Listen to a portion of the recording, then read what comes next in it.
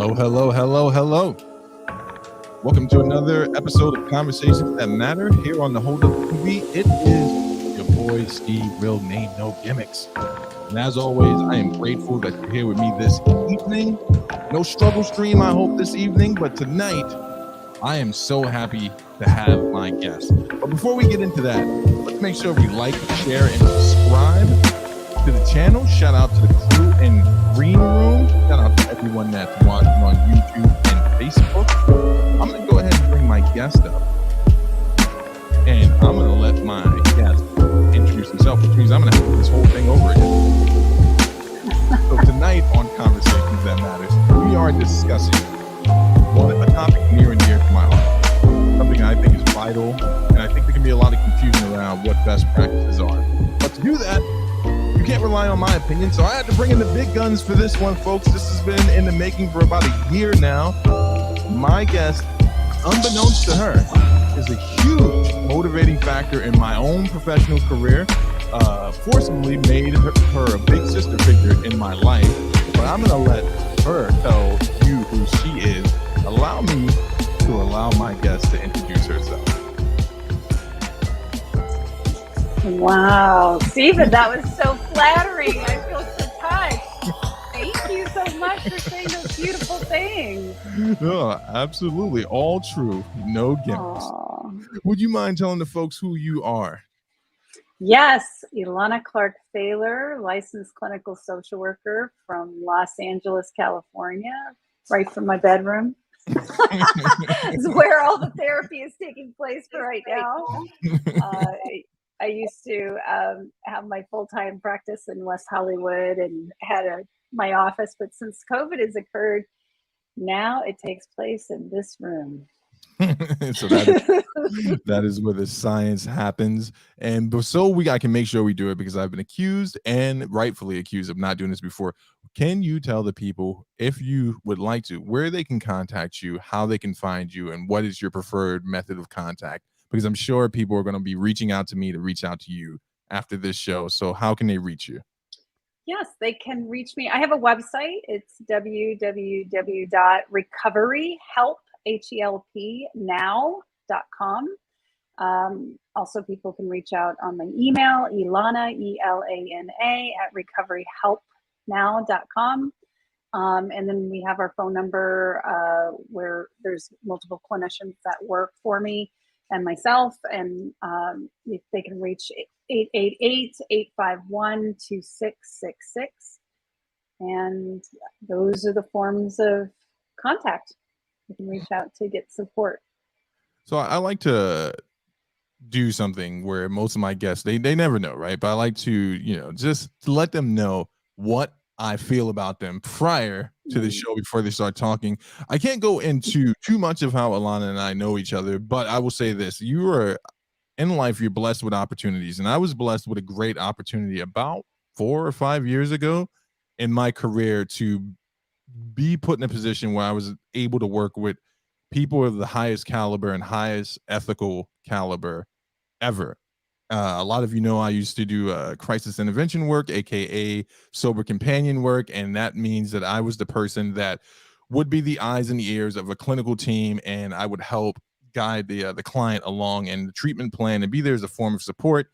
And I met Elana when I came to LA, and it was the only interview I can ever say I was nervous for going into, because I flew out from New York. Well, it was because of the kind of clandestine meeting and everything like that. But I can very much say I was still very I was settled in my career as a companion, but I was not settled in a place where I was able to deal with the heavy hitters that I was in with. So let me just say this first. You were always so amazing to me. You were always so kind to me, and you always were an inch away from getting a bunch of phone calls from me, because I kept telling myself, if I ever seek counseling on a personal level, this is the person I'm going to turn to. And I remember one of our last meetings was at our mutual acquaintance's house, and I hadn't seen you in person for about a year or so, and it was only through phone calls. And then when I remember seeing you and the other clinicians there, I was just like, oh my God, I'm so happy to see you because you are so kind and so warm. So I just wanted to get that out the way first. That's so sweet. I'm so touched. We did rake you over the coals, didn't we? Yeah.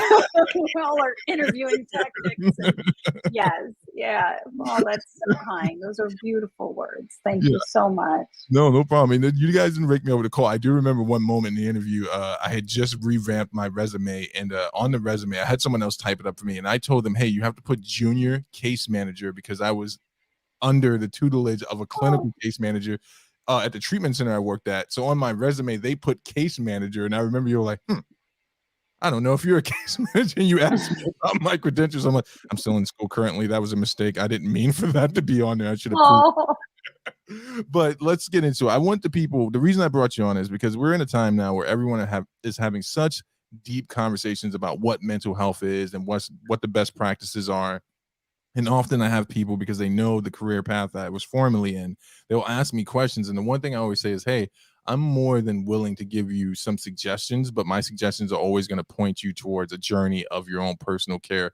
So I thought the mhm. responsible thing to do was to bring someone on so we can address it. But before we get into all of that, can we start with the obvious question? Where you from? How'd you get started? Oh, And okay. how did you get into this career path? Well, I'm originally from Ann Arbor, Michigan, Okay. and I lived in Chicago for a couple of years, and then I've been here in Los Angeles for about 22 years now. Okay. Yeah, yeah, and I've been a therapist for about 24 years. Okay. And so what some people feel called to the priesthood, some people feel called to be lawyers or doctors. What called you to this field exactly? Was there anything that Mm. what was it a series of events if you're willing to share, but what was it? Well, I think many don't, jump into this profession by mistake. I wanted to be a therapist since I was 6 years old. My aunt, who I loved and adored so much, she's passed now, but she was a psychologist and one of the largest like group practices in Detroit, Michigan. And she was also on a talk show very similar to like this. And she did a talk show called Religion on the Line in the 70s. And I always looked up to my aunt. She had this beautiful afro, and she would have her Imes chair, and she, lived in a Frank Lloyd Wright house, and she was so like amazing. Like I just thought she was so cool, and she loved clinical work, and she loved helping people, and I was like, I want to do what she does. Oh, I remember you telling me that before, and it's is well, I have questions, but I have some other questions I want to ask you. Is there any point when you were first going through the schooling or anything like that where you were like abandon, jump ship, jettison? I just No, no, okay. no. I really enjoyed school. I did enjoy, elementary school and high school, and I got bullied a lot. And however, I loved college. I loved graduate school. I ate it up. I loved it. The only thing I didn't like was statistics, but other than statistics, I really, really enjoyed going to college, and I thought it was such a rich, beautiful experience. Met a lot of really great people. Did a lot of research. I enjoyed it. It was wonderful. Yeah, I remember my first year, Psych 1. Everything that was like the honeymoon phase for me. I really enjoyed my Psych 1 professors. Shout out to Mr. Daniels over at LACC. He was such a kind guy, kind of floated in the room whenever he came in. He was just very hippie-esque, and then he would just switch into this clinical mind frame. But my second year, I remember going, oh, this is going to be the same thing. So, I'll get a professor who's going to endear himself, or she's going to endear herself to me. My next professor was not endearing at all. And he was like, let's get into this book. So let me ask you some questions in regards to how everything's panned out in the world with COVID, the way it's Mhm. impacted everything. How has that impacted your practice in particular? Well, I was already very busy I have a very busy practice, and I primarily work in recovery and trauma. I'm a trauma specialist, and I love working with couples. That's, I work with individuals, but couples is a wonderful um, like experience to sit with people who are really struggling in their coupleship and help them heal. And Hmm. so, I already have a very busy practice, and I have a wait list and so forth. When COVID hit, everyone was just having the most intense emotions. Like whatever they were going through, it was like 100 times worse. They were struggling in their relationship. Their relationship was falling off the hinges. If they were struggling with trauma, all their trauma triggers were up. If they were struggling with addiction, their addictions were up. So a lot of what I was doing was really trying to support people with regulating and grounding, and like, we're going to take this one day at a time. We've never experienced this before. Hmm. We don't know what to expect, but I'm here with you. We're going to walk through this one day at a time, Wow. just like your recovery. Right. This was coming up for couples too, struggling. There was, more domestic violence, more substance abuse issues, more suicidal ideation. It was pretty intense for so many people, and so certainly my practice was ringing off the hook. Right. And I had to really take a look at my own self care too, because I can't, solve the world's problems. But certainly, I had to take I actually reduced my caseload during the during COVID. Like before I was seeing quite a few people. Right. And through this process of self-care, I pulled back a bit, which has been really healthy for me. Hmm. And yeah, I don't know if this is answering your question, but yeah, everything was really heightened.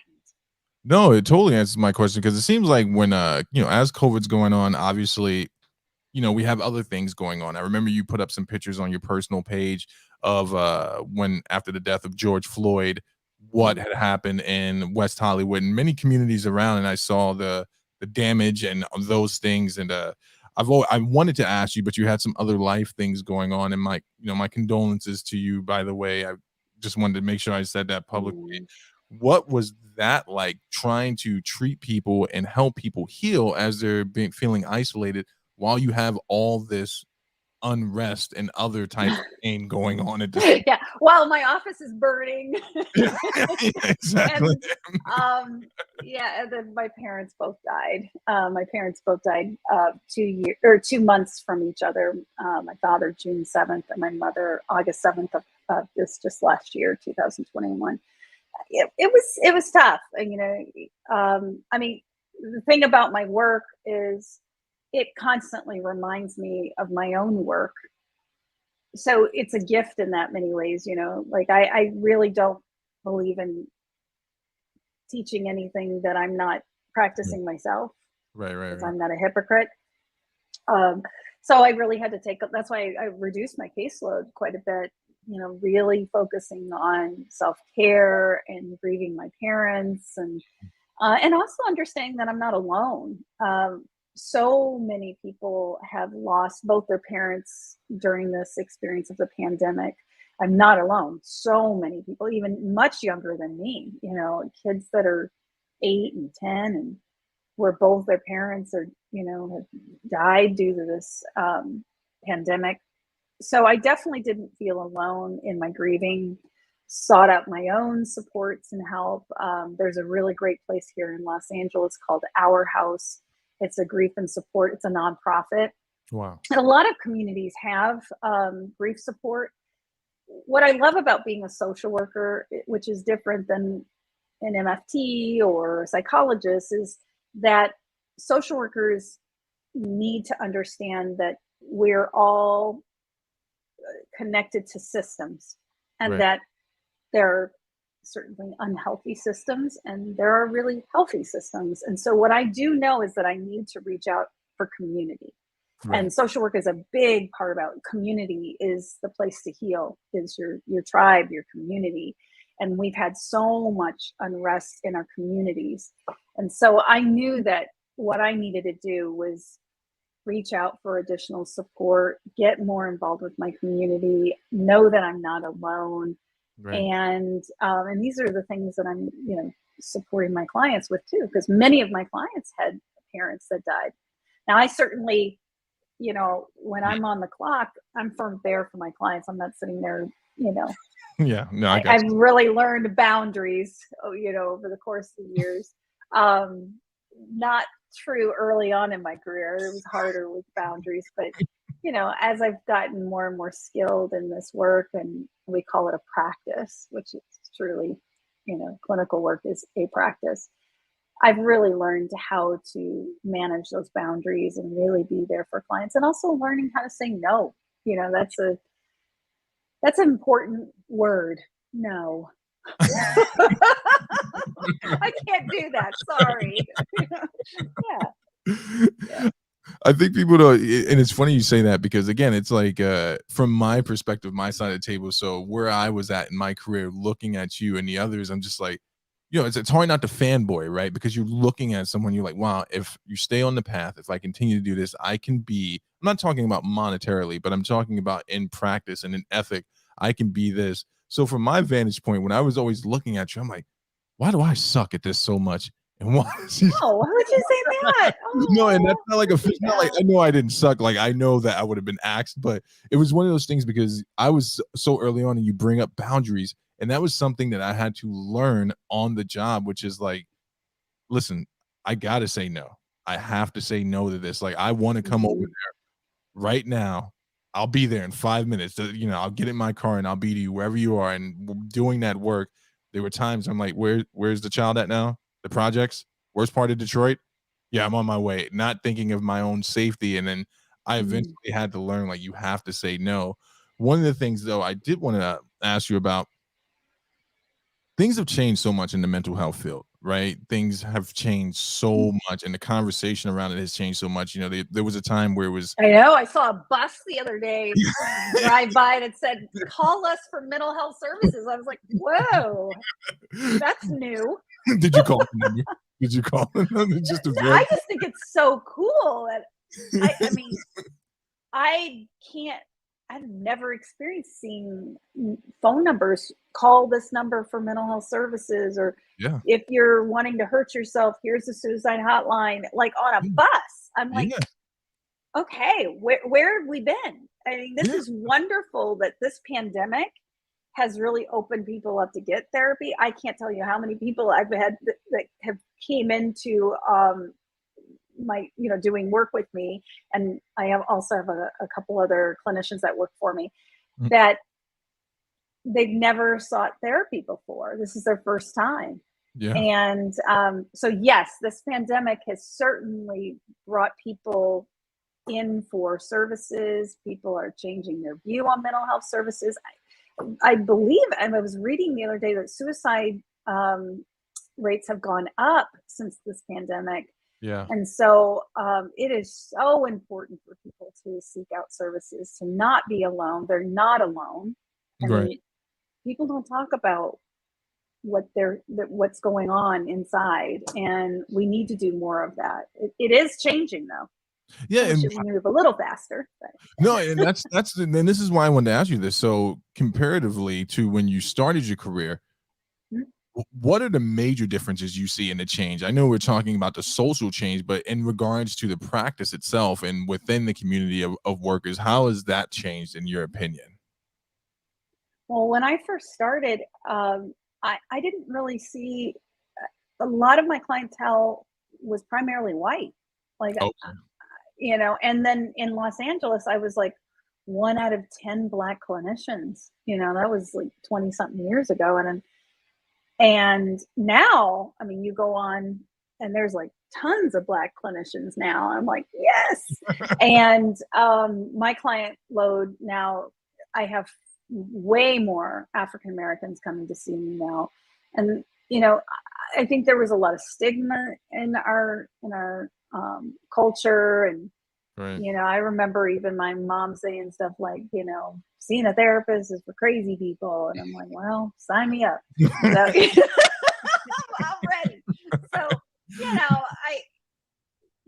I mean, the thing is that that's changing. That view is changing. There's a lot of really effective treatments out there.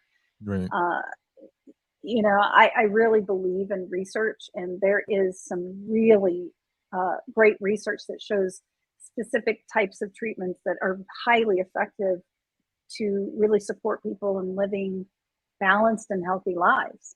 Right. Well, so let me can I just ask a follow-up question? When you look at how it was, so let's look at something more specific in regards to substance abuse treatment. It was something that was Mhm. relegated to kind of the darker parts of like the county funded facilities. You had your private pay, but now it seems like even in that sector, it is more socially acceptable for a person to go to treatment, whether it be for substance abuse or co-occurring disorders, substance abuse and mental health issues. Mhm. When do you think that started to change it? I know it was a slow thing, but when did you first become cognizant of it changing? Well, when I first started in the mental health field, I felt like there was a big separation. Like there's services for the poor Right. and there's services for the rich. And the people in the middle, yeah, you can call your insurance, maybe you can see somebody. But if you don't have enough money to go into treatment, but you're not indigent, people in the middle Right. really fell through the cracks, because there are nonprofits that support people who are indigenous, or indigent and don't have any funds. And then the very, very wealthy, have these beautiful treatment centers in the hills and Yeah. Malibu and all that. But yeah, I found that people in the middle, working people, working class people, middle class people would really not get the kinds of services they need. Right. So I often find myself trying to find something that somebody could afford. Like, how can I get you into the substance abuse treatment when your insurance isn't going to cover, only like 7 days or 14 days, and really they needed probably 30 or 45 days. Right.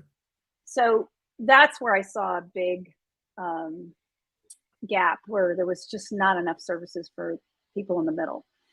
That's changing. Now insurance, like there was a time where insurance wasn't covering online therapy. Like, so the only people I could see were people who would pay out of pocket if they wanted to do online. And then, I had to see everybody in person that wanted to use their insurance. So now that's changed. I mean, that through to this pandemic, you can see, I mean, honestly, most clinicians, if not all, a large percentage of clinicians are seeing people online. Oh, So now insurance is covering it. yeah, I talked to a few people that I still know in California and that network just to see how it's impacted them, like doing Mhm. research. And then every once in a while, I'll see those SOS messages and like private, Facebook message, support groups that we make for each other when we're in this field. And the sad part about it was a buddy of mine who had a budding practice in California. COVID hits, and he had about 12 people on his caseload, and it seemed like he was gonna be able to start doing it and give up his day job, and then it dried up. And I guess funding sources. Oh goodness, he should have gave me his number. Funding I didn't experience a dry up. I experienced ring, ring, ring. I mean, people, I, yeah. I think it was Oh, what it was for him was without getting into the brother's business too much was oh, yeah, new new to the table and not understanding uh, that he should have asked for help and like, hey, what do I need to do in regards to liability and stuff like that? How do I um, stay afloat and how do hmm. I practice the best? But I do need to ask you this question. Since it is changing, is there any negative change that you've noticed? Now, let me preface that question with this. I am, and you may have noticed this about me, a very stringent, militant type of guy. I like structure. I love for things to, flow in a structured way. I love a controlled flow. But Oh Lord, control. but there's one thing I've noticed, and I've always wanted to ask you this. I see a lot of what I consider to be pop psychology or pop therapy making its Oh, way into the oh, main. Instagram. Yes. Yeah. Oh, or TikTok. Or This TikTok. is what Yes. you do. Yes. Yeah, Yes. people Yes. want to just quick solutions. Gi- Tell me. Look, and it's like what people used to do when they read like Glamour magazine or ex- whatever magazines, and yeah, somebody who's not a clinician giving advice, and exactly. yeah.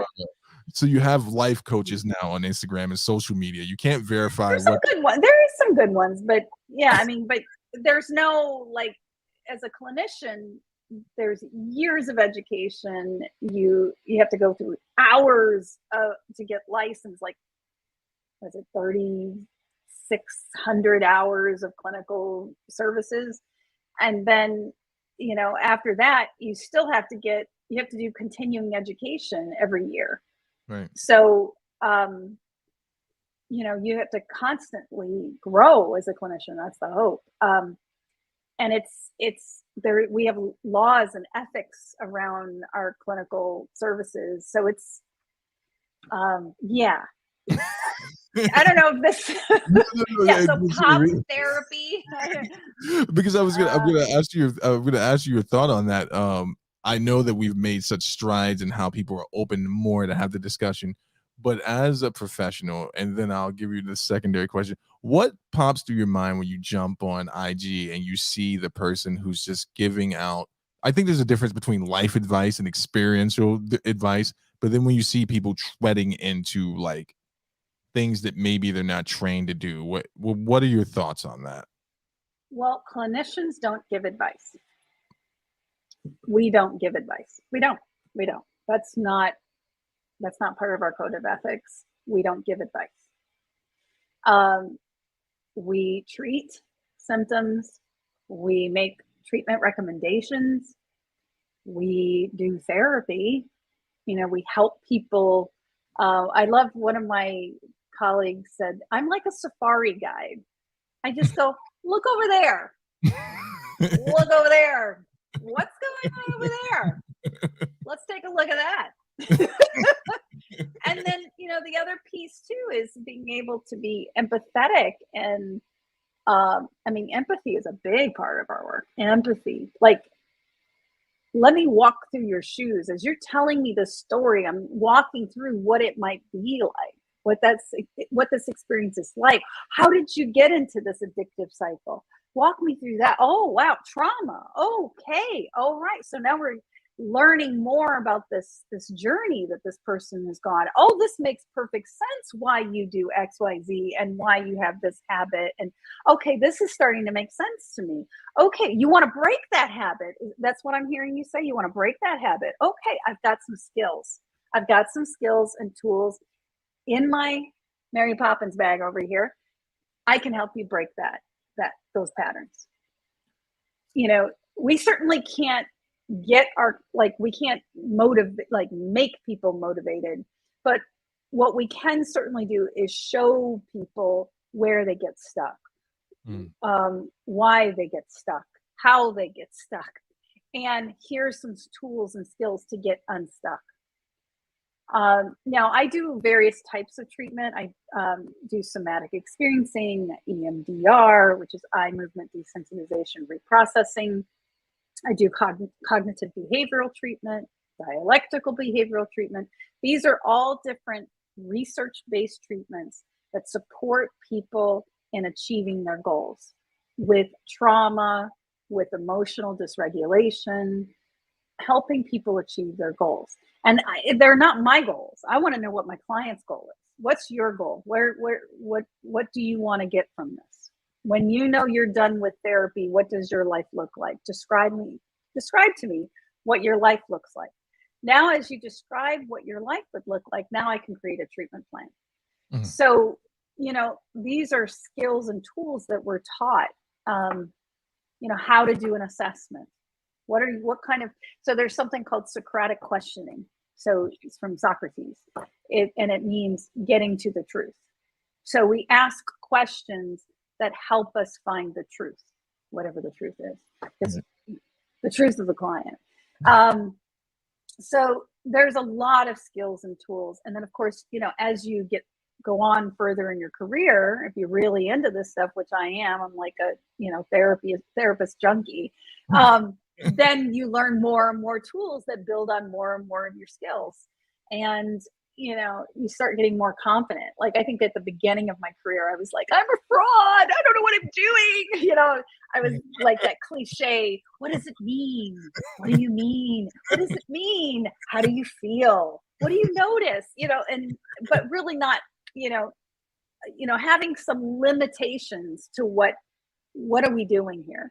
And so as I've gotten, over the years, really like honed in my craft, I really understand what this process is and how to help people achieve their goals.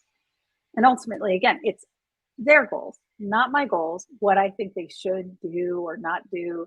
It's about living a life worth living. And I want to support people and having that experience.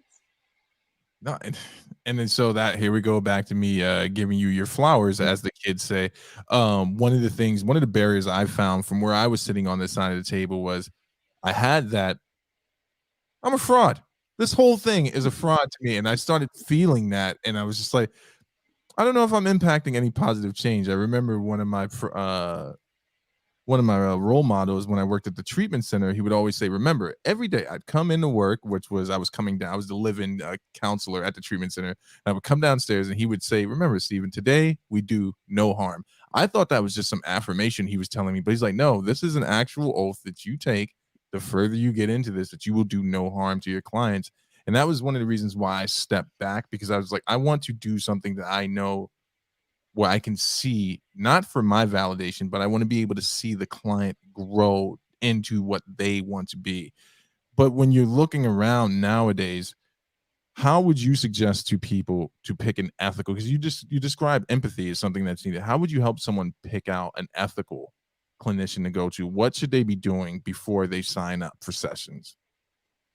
Typically, what I look for when I'm choosing, like if I refer someone and let's say they say, I'm living in Atlanta, can you choose a therapist for me? Certainly I'm going to look at their skills, like, what are they trained in? And does this address the problem that the client is going to see? Like, so if my client has trauma, then does this person have tools and skills that are specific to trauma? And what are they? And are they research based?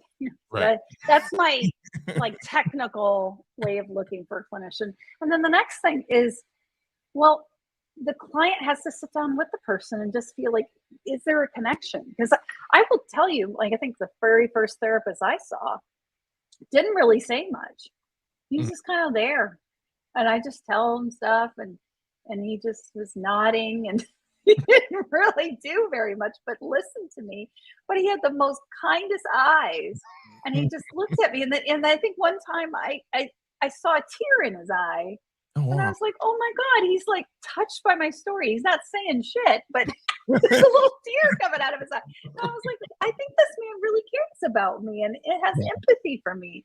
And he's a really great therapist. And he didn't do anything other than just listen to me and hold space. So, again, everybody's at different places. Sometimes, at that time in my life, I just probably needed that. I needed someone to hold space, listen to me, and have a little tear in his eye. I'm good, but I think it's really important for when you're looking for a therapist to sit down with them, this person, get to, talk to this person, ask them questions. Right. I'm coming to see you for this. How would you treat that? These are my goals. Can you help me with that? Right. Do you feel like you're skilled in this to support me? Also, you just got to see if their personality fits your personality. Because like not everybody, I've sat down with some therapists, in my past when I was interviewing a therapist, and I was like, this person's just not my person. They, I don't know, they're just not my person for whatever reason. Wow. And then eventually you'll find your person. It does kind of take a while. Sometimes you have to kind of go through some different therapists, a little trial and error. I mean, that's what that first assessment's all about, is sitting with the clinician, seeing what their style is like, how they ask questions, how they stay curious. Do they, in that process, you can kind of see if they're skilled or not. Right. You can ask questions. I think it's important to do your homework. That makes sense, because I think a lot of times people certainly have reported to me, and I've experienced it myself, where you think you're supposed to just, because I'm in this dire state, or I perceive I'm in a dire state, wherever you're at mentally when you're looking, that I should just jump into the first thing. You're right. I should just go to the first person, make it work. And I'm like, well, that kind of sounds like you're projecting some other stuff onto it. Why not find someone comfortable? But so if empathy is one of the attributes, what other attributes should a professional have that people should be looking out for? Well, definitely empathy, validating. You want to make sure that you feel safe in the space. Like, do you feel like, does this person hold space for you? Are they over talking? Do you feel like you can start telling your story? Do you not tell your story? I mean, it's so interesting. I've had folks that sat down with me and say, I never thought I was going to tell you all of this. I'm like, this is wonderful. That means they must feel safe to tell me all of this. Or, oh my gosh, I didn't know I was going to go there. So really feeling safe, feeling this is someone I can share my most intimates with, and they're not going to judge me. Right. Judgment is, that's going to cause you to want to hide and not share everything. Making sure that this is someone you can see for a while. Like, so if the fee's too high or it's not sustainable, then you probably, because therapy takes a while. It's not like it's a quick fix. I mean, certainly there's short-term therapy. Like if you're looking to just address, an issue, and it's something that is manageable and you can treat it pretty quickly. Yeah, there's short-term therapy out there. I'm not a short-term therapist person. I can do it, but I tend to really like to work with my clients until they achieve whatever goals they have. Right. And if we've achieved the goal, I'll say, we have achieved the goal. Now you can identify another goal and we can keep working, or, we can start the termination process. But I think it's really important to feel like there's a working relationship, because it is a relationship. It's you collaborate, you work together. It's not like somebody's talking at you and you got to do what they say. It's a collaborative relationship.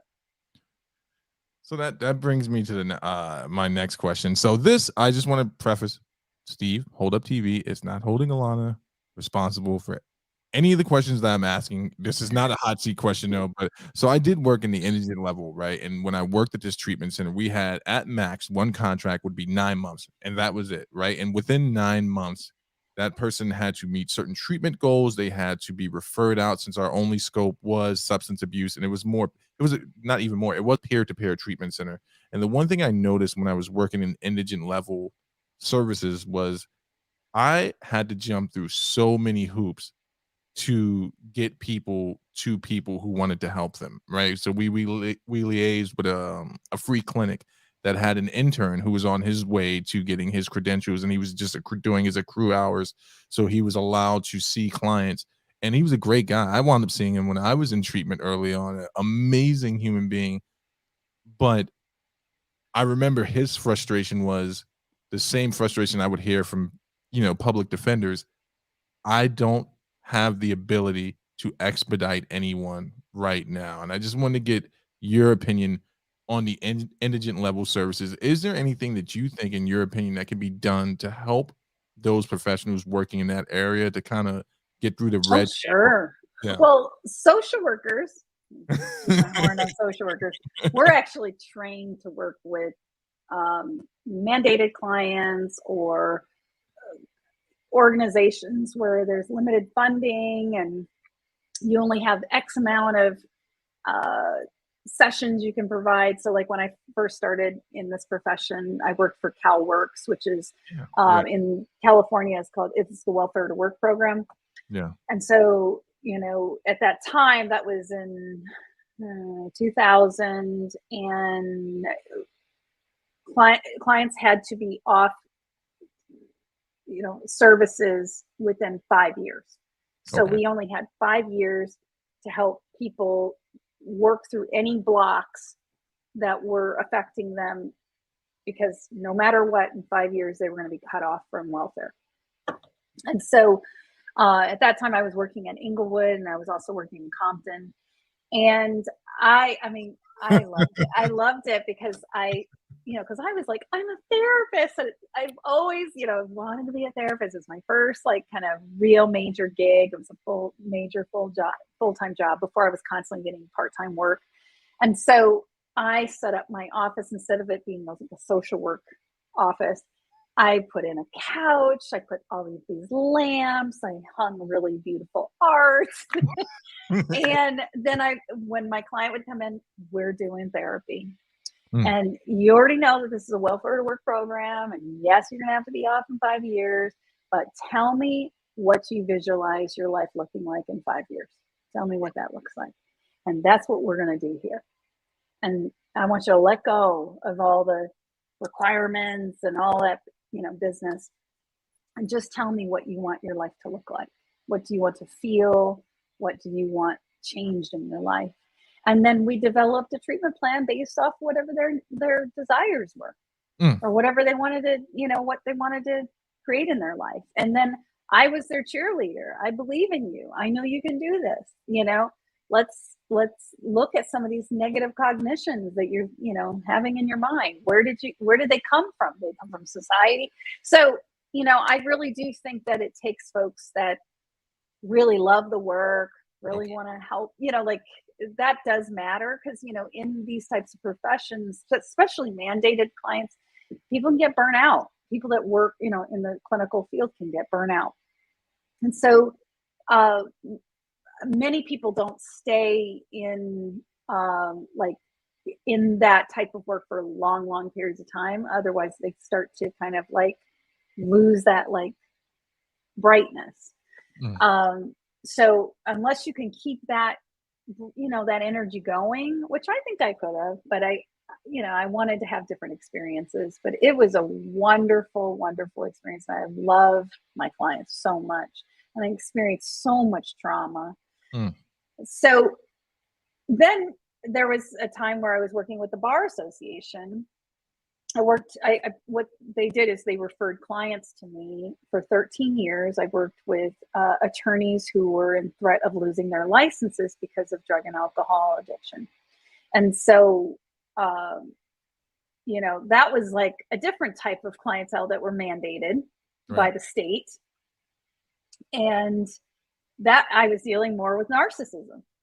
How dare the state tell me that I shouldn't have my license, and you little Black woman telling me whatever. So, I really had to build rapport. It was, working with mandated clients, or working with, systems where they're required to get mental health services. It actually teaches you, because you have to work with the part that this person is seeing you as the man. You're the man. Right. And you're trying to, and it's no, you got yourself in some trouble. And, a license isn't a privilege. Right. It's and, we got to look at how we're going to get to your goal, which is to get done with this program, get on with your life. And hey, maybe you learn some recovery tools along the way. And so that taught me a lot of skills, working, we're getting these clients from the Bar Association for 13 years. Boy, did that really change my ability, my skill level, because I had to work with the most resistant and most entitled people. Sorry, bless the attorneys, because there's a lot of really great attorneys out there. I have a lot of great attorney friends, and they're wonderful and beautiful. these were folks that were struggling Right. with drug and alcohol addiction and making a mess of their practices, and heartbreaking. And we were able to get to some really deep places. So I don't know if I'm answering your question, No, you but are. social workers are really good at working in very tough situations. We're kind of equipped for it. Like, believe me, in the clinical service, like when you're in social work school, Yeah. I went to the University of Chicago, and Hey, when you're see? yeah, so when you're going to graduate school for social work, you're taught, like, let's talk about what it's like to work with mandated clients, and there's like a whole class on working with mandated clients, or how to work in situations where there is no funding. You've got to follow whatever the state will give money, but with these contingencies.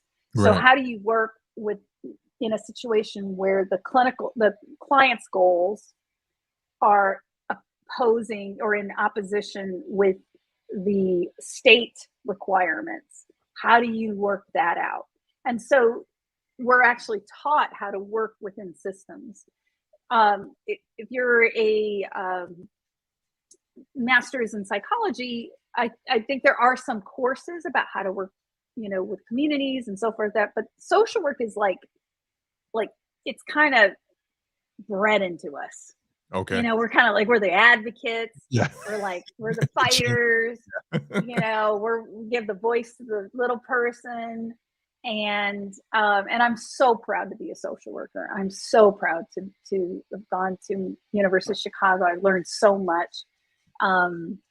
Yeah, it was a powerful experience, and it has made me the clinician that I am today from going to that university and all of my experiences of social work along the way. You brought up burnout. Has that been Sure. something you've experienced in your career? And then can you describe for the audience what burnout is? Well, burnout is when you're constantly working in a system that isn't really, like, it's not budging, it's not growing, it's not shifting, and then you're constantly working in a system that keeps, like, saying no, no, and putting constraints and putting constraints. And then at some point you just get burnt out. Or some people will have compassion fatigue. There's even therapists that are just seeing too many clients and they're just starting to have compassion fatigue, or they're not taking care of themselves, like they're not working, because being a therapist, you sit a lot.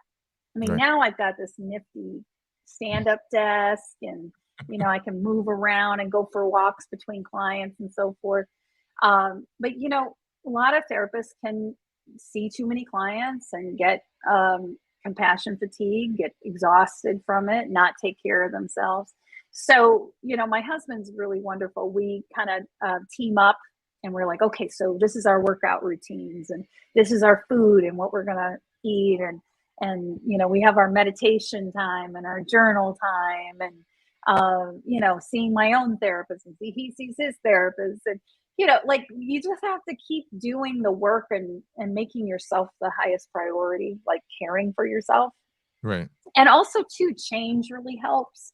Like, I've never been in the same, I mean, I've been in private practice the longest, but my private practice has shifted so many times. Like, I've either moved, or I had a gigantic group practice for a long time where I had 10 people working for me, and then I reduced it down to 2.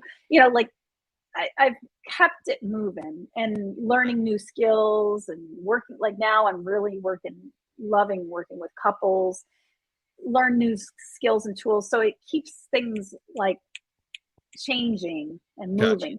But when you're not doing that, if you're not taking care of yourself, you're seeing too many people, you're sitting too long, you're not changing things up in your life. I mean, it's like anything, right? Like, if you Right.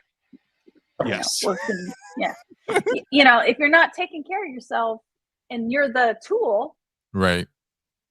I How effective are you going to be as a tool? yeah, yeah, yeah. So And I think that goes to my question about like the energen level stuff, because especially about energen level service, I think sometimes I've seen people personally get caught up in the more political side, and maybe that's not their aptitude, and it's like they become, instead of become a client advocate, they become a political advocate, and that has led them to burnout. I know it most certainly did Oh, for me at the treatment center I was working at. We were one signature away, Alana, from being refunded for another 5 years, and this was during the age of Schwarzenegger.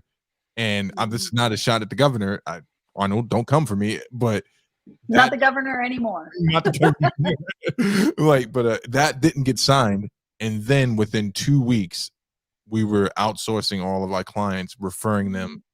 to new places. And I remember that was just a devastating blow because I stood up there at the podium and I gave that speech like, I'm here for you guys and I'm going to stay till we get the last one referred out. And then I realized like, this was probably Mm. a bad move on my part. Like, this is, Oh, but you were meaning so well. Sometimes you have to say, look, guys, we don't have any money. We don't have any, this is what we got. We got a couple social workers over here. We got a psychiatrist that's half time. yeah, He can see you for 5 minutes. yeah, Like and sometimes just being honest is, I mean, certainly. Like there was this one place I worked at where I was the only social worker there, and I walked into the office. It was in Compton, or it was just the place was in disarray. The files were everywhere. I'm like, this place isn't even like the files aren't even locked up. mm, And so I had to just first, like I said, let's clean. I had one little case manager, and he had never been a case manager before. Sweet little guy. And I said, okay, let's just clean this place. Let's get this stuff locked up. Let's clean this place. And then I found out that I had 100 cases. 100 cases. I was like, how one person going to see 100 people? And so then I got creative. I mean, we went through files. We started closing some files. We started reaching out to people. And then what we started doing is started running groups and filtering people through groups. And then I saw, some of the harder folks individually. And then we just made it work. And right. then we started making like I trained him in like, you're going to do vocational. You're going to teach people how to do resumes. You're going to do, so I taught him some things, and this is what you're going to do. And so we got that ship running really well. And it was just me and this guy. And it was amazing. But that's the way, again, tooting the horn of social workers. That's how we're trained. We're trained to deal with like, okay, we have a shoestring budget. This is what we got. How are we going to organize it? No, and that makes perfect sense. You said something before, and I don't want to let it lean on my head, and this will take me into another question.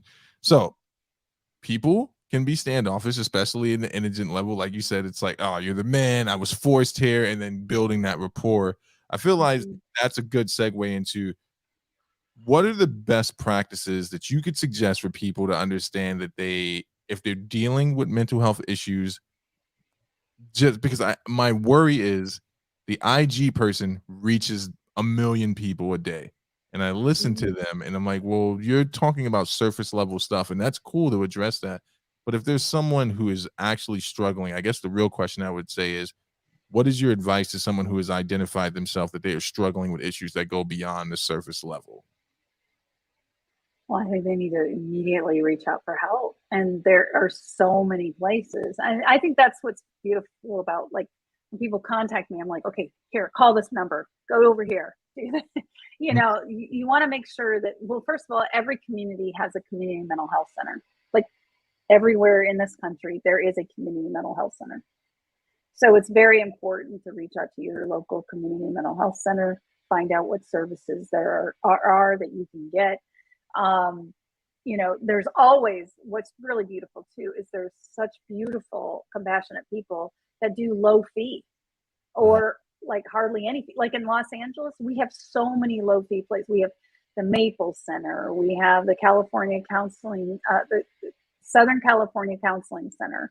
We have all the universities and institutes that have psychology programs have low fee therapy where the students provide the therapy. So at Wright Center, the Wright Institute, and where's another one? There's there's many of them. UCLA has a clinic. So, and if you have insurance, then you can just call your insurance and say, hey, what are local providers in the area that I could see? So that's, I think what's hard is like people don't know how to get started. And I wish there was like a book, here, this is what you should do. But literally, if you call a social worker, if you go on Psychology Today and you find a social worker, reach out to that social worker and say, hey, where's some local services? And Gotcha. believe me, that person will know, because social workers need to, we're trained to always know what our resources are, because we're not just doing clinical services. We understand that our clients are in, are part of systems, and we network people to systems. So Right. even with my clients who, have money or whatever, like, well, if I don't hear that they're not going to see their doctor, well, I don't have a doctor. Well, here's a couple doctors. Call them, check them out. I have relationships with psychiatrists. I have relationships with coaches. I have relationships with a lot of, and you got to call on those people and network. That's probably why your buddy maybe struggled with his private practice. You have to network. You have to know who's out there, who's doing what, so that you can link your clients to these, places. Or when people call me, I can Right. link them to services. So I wish there was an easier way. I'm hoping that there will be an easier way. I do think having the internet is a wonderful tool. You can literally go free low fee therapy in my local area. Boom, your stuff's going to come up. So we aren't alone. There is stuff out there. Right.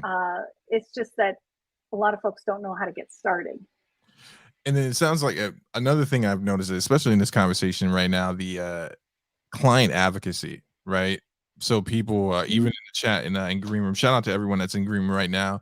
One of the things out here is like, hey, I live in this town where there are very limited resources, and we don't have that. Like, so I moved to a part of upstate New York. That's as far as I'll go with that.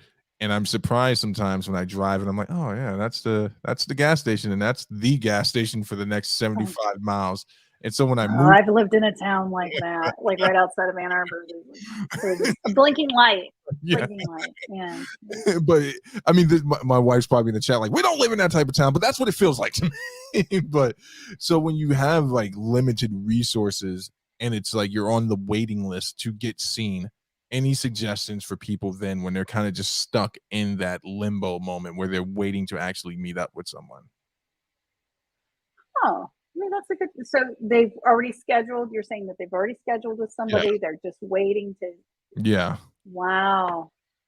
You could call the person and say, "Can you move it up? Can you move that appointment up?" Or you could do that. Or I think there's a really good book. This is a very good book. Don't get fooled by the guy, the what David Burns looks like, because he kind of looks. He has a kind of like this hair combed over, and it looks like he's from the 60s or 70s. And but anyways, this is a really good book, and I really encourage people to read it. It's called The Feel Good Handbook. Okay. And it's by David Burns, and he is a cognitive behavioral therapist. And a cognitive behavioral therapist works with cognitions, behaviors. Let's look at how you're thinking. Let's look at how you're behaving.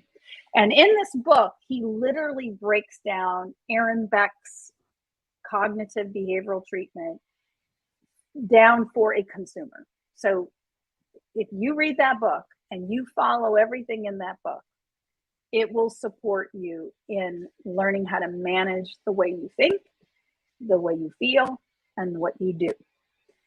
It is a wonderful book, and you can do exercises in it, and it really helps you start to examine the way you think.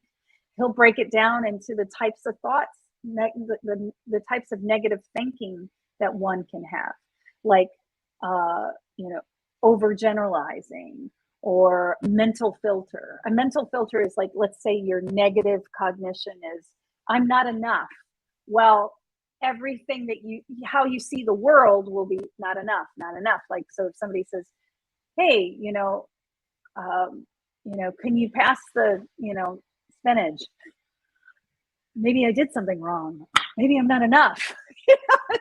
That's a joke. But like, literally, there are ways that we think that can keep us stuck in our pattern behavior. So it's a great book for those that are like needing some tools and they're waiting to see that clinician. That's where I would start if I was looking at trying to change behaviors or take a look at my own ways of thinking. I love that book. I think it's so great. I typically won't do this. This is a lie. I do this in every interview, but you are doing great. And I appreciate you. Just shout out real quick. I want to thank my guest, Elana, for coming on. Shout out to everyone in Green Room and shout out to whoever you three mysterious people are in YouTube or Facebook. I appreciate you. Conversations that matter with your boy Steve, real name, no gimmicks, conversation about mental health. Now, this is where you get put on the spot, my friend. This is where your exposed video comes out where I make it. You're gonna have little horns, and I'm like, this after you're gonna put horns on me? I actually like to put a little halo. I like a little halo. And it's funny because one of the reasons I know my channel won't grow rapidly is because I don't make clickbait videos where I ask people to start controversy. But I do want to ask you about this. What do you think about the placement of spirituality and the mixture of therapy? Now, I know some things in moderation are good, but I've always wanted to ask you this question because that seems to be taking over, at least from my side of the table, the platform where it's like a lot of spiritualists, which I'm not knocking spiritualists, but we have you for a limited time and you're a great person and resource. What are your thoughts on this whole conversation? Well, as a clinician, we're trained not to put any of our belief systems on our clients. So like whatever I believe, or you're not to put that on your client or suggest. There are Christian therapists. And so if they identify as a Christian therapist, then they are providing clinical skills with Christianity in there. Interwoven. Interwoven in that. I am not a Christian therapist. I'm not trained in that. Because typically people are, have some type of theology, background, and so they're trained to bring in religion. I really start with the client, and I'm very curious about what they identify as spirituality, what they identify as their source of something greater. And some people are like, I don't have anything greater. I don't, and so that's fine. But where do you feel a sense of connection? Well, I feel it with my dog, or I feel it when I go to the ocean, or I feel it when I'm with trees. So then we might resource that, let's have you imagine being with your dog right now. And what do you feel? And what do you notice? And do you feel, and that might help that person if I'm doing some kind of trauma work or something. But I really stay with whatever the client's belief system is. Now, there are clients that I have that have shared beliefs, where I'm like, where they're telling me about their spirituality. And so then we'll use their spirituality as one of their resources. Okay. So that's how we're trained. Again, we don't place any of our belief systems on our clients, and that's part of our law and ethics as clinicians to not do that. So that's my answer to it. But as a personal, like if you were asking me personally, I'm very spiritual. Okay. I have a very close relationship with God. I love God. I'm not religious. When I was a kid, I grew up religious, but I am not religious today. I'm spiritual, and I love God, and I really believe has brought me to this work. Right. And I don't think you have to preach it or make it something for people to heal. Like, people use all kinds of resourcing that supports them with healing, and it doesn't have to be something that, oops, oh, I'm so sorry. You didn't do anything wrong. I didn't realize I didn't take off notifications. But ultimately, I really stay with the client and their belief system. Okay. Yeah. If I'm a new person, I'm walking in, or let's say you're coming to me, or let's say you're turning on your phone for the day to get your ingestion of whatever's going on the internet. I have nothing against Reiki healers. All of that stuff. I believe there's Oh, an appropriate place. But when I see the person and I walk into their office and I'm like, oh, there's incense here. That's calming. Okay, there's a Buddha over there. There's a crucifix over there. Star of yeah. David over Oh, there. And we start getting into the conversation and you sit down with them like, hey, so what is the plan beyond breathing? What are we focusing on? Have we gone too far where it's so accepting now where it's like you can't discern what's useful, or is that dangerous? Or maybe I just spend too much time on Instagram. Like, well, I definitely do have a Buddha in my office, and I do burn it from time to time. So I would put myself under that category. But I've never had somebody say, "Are you a Buddhist?" Or I'm not a Buddhist, but I definitely think a lot of the Buddhist teachings are really beautiful and wonderful. okay, Just like and also I hang. I have two individual portraits of Hopi Indians, one male, one female. And then I have an African male and female hanging. So I have different spiritual kind of images in my office because I do really believe that I'm doing spiritual work, but I don't advertise it as that, or I don't put in like I'm a spiritual healer. I don't because I'm a clinician, I'm a therapist, and yet it is certainly what I draw upon to do my work. Certainly, absolutely. If somebody's really, I've never had anyone say, "I can't see you because you've got a Buddha hanging up there." I've never had anyone say, "This incense business is quite disturbing for me." And if they did, then we talk about it. I'd stop burning it. I wouldn't take the Buddha down, but certainly have a lot to talk about regarding that. So I guess we're coming up on the hour 17, and I don't want to keep you all night. I want to just ask you some rapid fire questions here. When you think back on everything that you've done over your career, are there any, and I know confidentiality, are there any instances where you can just kind of turn around and go, wow, life well What were lived? they thinking? No, no, like life well lived. I'm happy that I got to meet this person or participate in a recovery. Do you have a lot of Oh those my moments? gosh, all the time. Oh Okay. my gosh. I've seen hundreds of people over the years, hundreds. And I know them. I still can see them. I can still remember them. I mean, even to the like very first client, like they've been in my heart. They've they've touched me.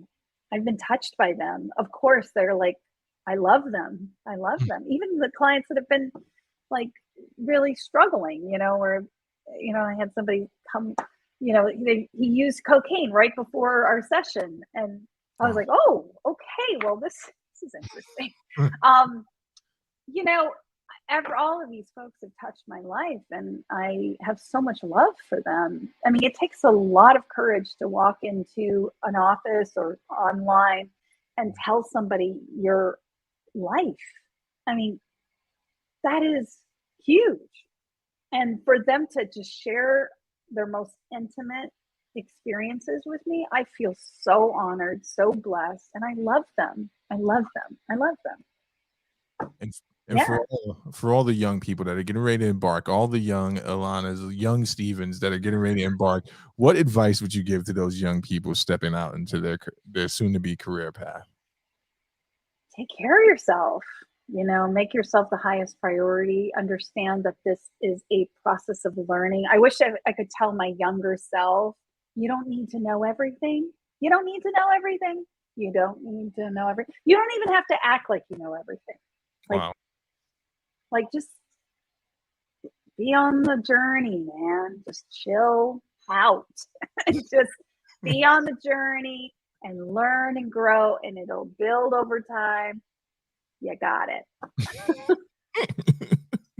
Folks, this has been Steve. I'm not even gonna do that. Alana, I gotta tell you honestly, man, thank you for doing this. Thank you for making time in your Absolutely. busy schedule and just for continuing to do what you do in the community and like Oh, how you're there. I hope everyone that catches the replay on this understands exactly what was being said and can take all that useful information and apply to your life. And please, I'm going to put Alana's all of her links in the description of the video. Reach out if you were moved, even if you weren't moved. Don't harass her. All right. yes, only I'm only contact me with nice words. Don't harass me. I will only put one link actually now that I think about it. It's just a professional email. And did you have fun tonight?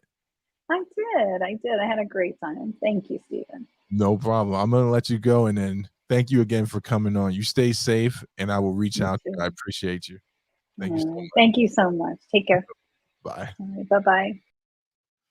All right, folks. I hope you all had a good time. YouTube, Facebook. This is your boy Steve. Real name, no gimmicks. That was Elana Clark, and I really do appreciate her for coming on, sharing her time, sharing her experience. Again, when I do the timestamps and the editing for this video, I will make sure that I put the email for her, her practice, and you can reach out. I'm gonna go ahead and say good night to YouTube. Shout out to Grego, my man G Forte, for sticking around.